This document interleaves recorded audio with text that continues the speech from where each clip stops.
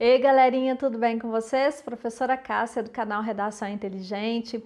Hoje eu estou aqui para a gente falar um pouquinho sobre pressão psicológica na redação, né? Isso acontece com muita frequência e em muitos candidatos. Bem, se a redação, de certa forma, acaba sendo aí o bicho-papão de muitas provas e concursos, vamos fazer o seguinte, então, vamos pensar por um lado mais positivo. Quando a gente trabalha essa ansiedade, para a gente, de certa forma, nos vermos livres dessa ansiedade, o que a gente tem que fazer? Solucioná-la, não é? Bem, então, o que a gente vai fazer quando eu tenho essa questão de que a redação apresenta para mim um desconforto irreparável, que eu preciso de alguma forma fazer com que esse desconforto seja sanado? Bem, a solução é o seguinte: no momento da sua prova, você pegou a sua prova ali, tem X questões para serem desenvolvidas, mais a redação. Se a redação é o bicho-papão, faça a redação em primeiro lugar, tá? Sendo assim, você vai tirar o peso das costas de que eu preciso ainda fazer a redação, nossa, a redação tá lá no final, nossa, e daí vai acabar não concentrando nas perguntas objetivas, que na verdade você precisa passar por elas para que a sua redação seja corrigida, né?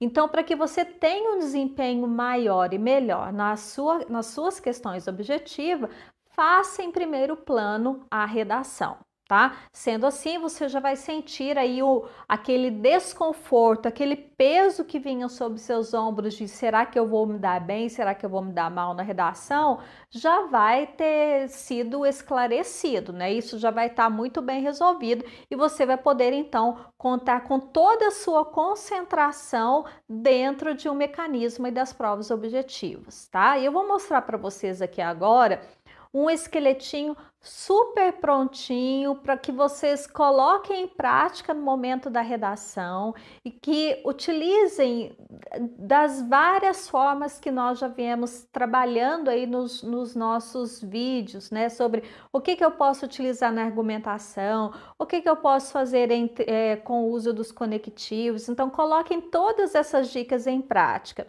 Eu vou dar uma pausa no vídeo aqui, nós vamos ali para o meu computador, que o meu esqueletinho já está pronto, e vou mostrar para vocês como que vocês vão fazer essa questão que vai ser feita em primeiro lugar, em primeira análise, né? Para depois vocês partirem então para as provas objetivas, para a questão objetiva, beleza? Então, dando uma pausinha aqui. Bem, galera, observem aqui, nós temos aí, eu fiz aí um esqueleto de um texto para mostrar para vocês e vou explicar como que isso vai funcionar na prática, tá? Bem, observe aqui, nós temos as três partes de um texto: introdução, desenvolvimento e conclusão. Sendo assim, observe que na introdução eu vou ter uma introdução com 3 períodos, tá? Cada numeração dessa corresponde a um período. No primeiro período, eu preciso apresentar o meu tema. Como que eu apresento um tema? Colocando as palavras que existem, de certa forma, no título ou no tema, na sua própria redação, né? O tema é sobre drogas, então você vai dizer: as drogas vêm crescendo de forma nítida em nosso país, alguma coisa desse nível. O tema é sobre crianças de rua. Ok, o país vem passando por grande descaso em relação às crianças de rua. Percebam, assim, o meu tema precisa estar inserido nessa apresentação. O seu corretor precisa saber que na apresentação do tema você estará falando sobre o quê? Então, isso é apresentar. Em um segundo período, você estará mostrando que existe um problema, né? Então, que problema é esse? Problema referente à droga. O tema sobre droga. Qual que é o problema em referência à droga? Problema sobre criança de rua. Qual que é o tema sobre criança de rua? Qual que é o problema em criança de rua? Né? Lembrando que entre um período e outro eu preciso colocar conectivos, tá? Em um terceiro período, eu vou apresentar, sendo assim, faz-se necessário, explicitar as formas como você vai trazer aqui no desenvolvimento. O que você vai trazer de ideia? Né? Então, isso daqui, de certa forma, tem que estar apresentado na sua introdução. A sua introdução tem 3 funções, galera, são essas aqui, tá? Apresentar o tema, desenvolver a tese e apresentar os argumentos que serão levantados. Muito bem.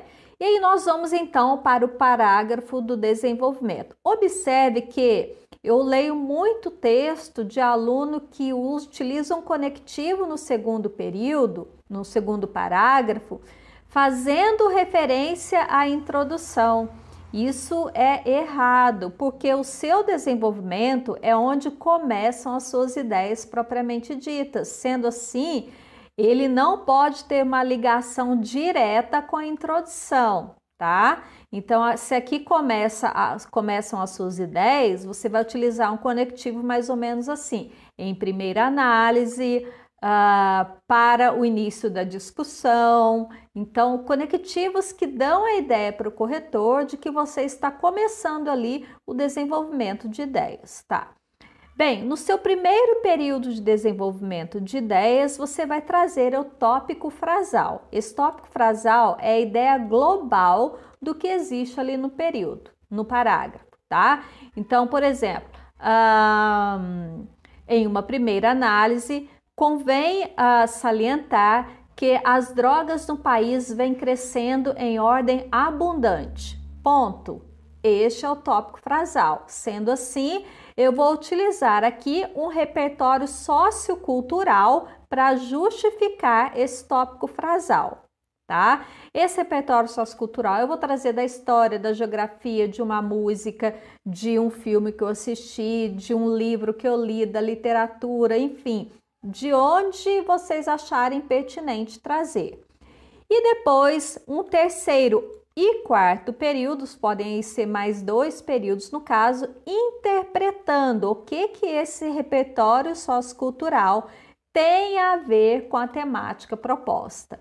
Então, cuidado, não adianta trazer muito repertório sociocultural, porque o que os corretores desejam ver no seu desenvolvimento é a sua argumentação, tá? Então, a sua argumentação está presente aqui.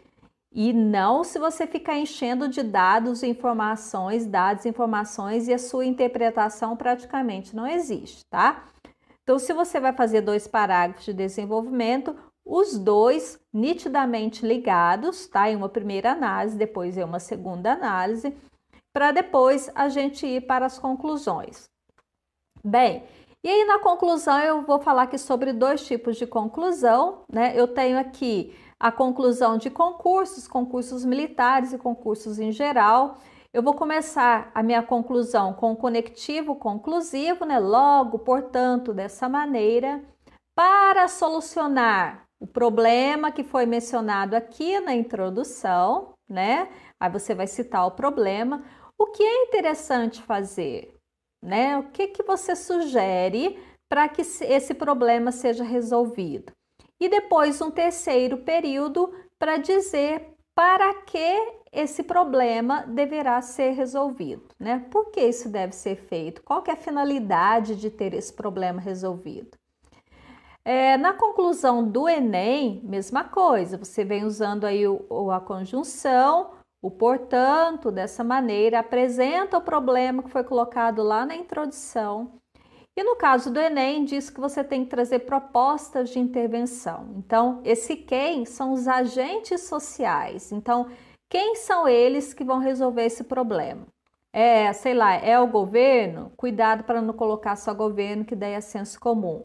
São ONGs, são escolas, são famílias, são pessoas, ok. Como que esse problema vai ser resolvido? De que forma que esse problema vai ser resolvido? Cuidado para não colocar que a população precisa se conscientizar, que isso daí acaba sendo proposta vaga e vai zerar a sua competência 5, tá? E depois você vai colocar aí 2 agentes, 2 meios, né? Como que isso vai ser resolvido e finalizando, para que isso vai ser resolvido, tá, galera? Não utilizem verbos no futuro do pretérito. Seria necessário, caberia ao poder X, utilizaria YZ. Isso não pode. Os verbos têm que demandar uma certa certeza, tá? Então, o governo deve, as escolas devem, a instituição A, B, C precisa. Então, coloque verbos que indicam aí uma certeza para que não haja aí uma possibilidade.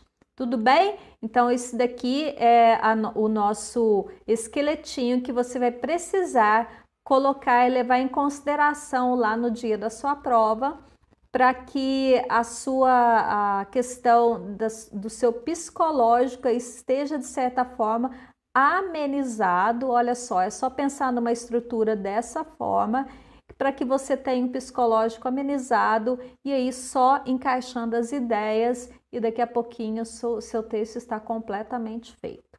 Beleza? Se você gostou, se você curtiu, compartilhe com seus colegas, dê um like no nosso vídeo, se inscreva em nosso canal, esteja por dentro aí das nossas notícias, das nossas dicas, para que você tenha uma nota 10 no seu texto. Muito bem, grande abraço, a gente se vê por aí. Tchau, tchau.